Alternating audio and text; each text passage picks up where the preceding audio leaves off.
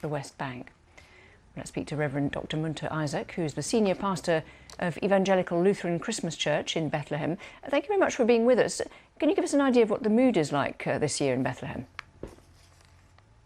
Yeah, there is a mood of sadness and brokenness. We're devastated by the severity of the war. We're devastated that it has not stopped yet.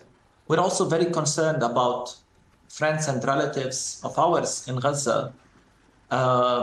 It's hard to think of anything else other than the brutal war that is taking place right now in Gaza. Of course, this should have been a time of celebration, but as you mentioned, the streets are empty. We don't have many pilgrims, or any pilgrims for that matter. Even Bethlehem is isolated. No Christmas tree, no decoration. And instead, most of our prayers are focused on the situation in Gaza. And how did you come up with the idea of placing baby Jesus among the rubble? What made you think of that? This is what Christmas looks like today in Palestine, the birthplace of Jesus. This manger explains reality in a profound way. Reality right now is children under the rubble, displaced families, and destroyed homes. But it's also a message about the meaning of Christmas. I think we have made too much beyond what the true meaning of Christmas is and focused on the joy and celebration. But in reality, Christmas is about God's solidarity with the oppressed.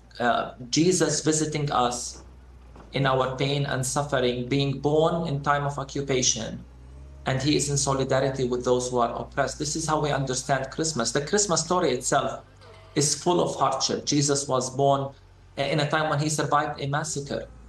So the connection to us was natural. And this is why we said if Jesus were to be born today, he would be born in Gaza under the rubble, as if to say, I am with those children who suffer. Because we see the image of Jesus in every child who is killed and pulled from under the rubble in Gaza, in a time when the world continues to justify and rationalize this killing.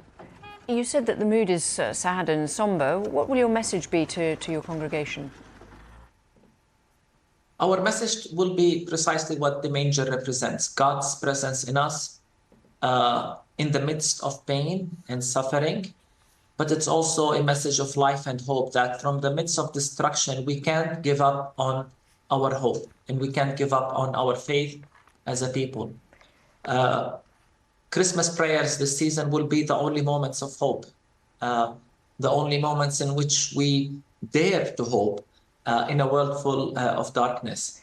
It's a message to us as Christians, it's a message to us as Palestinians, that despite the brutality, this genocide that is happening in Gaza, we will recover and we should not give up on our hope. You mentioned hope there. What did you think after you saw the resolution passing at the UN? Did that give you any hope at all? No, because we want to see action on the ground. We've heard so many promises of resolutions, half resolutions, and we don't want to hear anything of a humanitarian pause or a temporary pause. This is too much. This is beyond acceptable.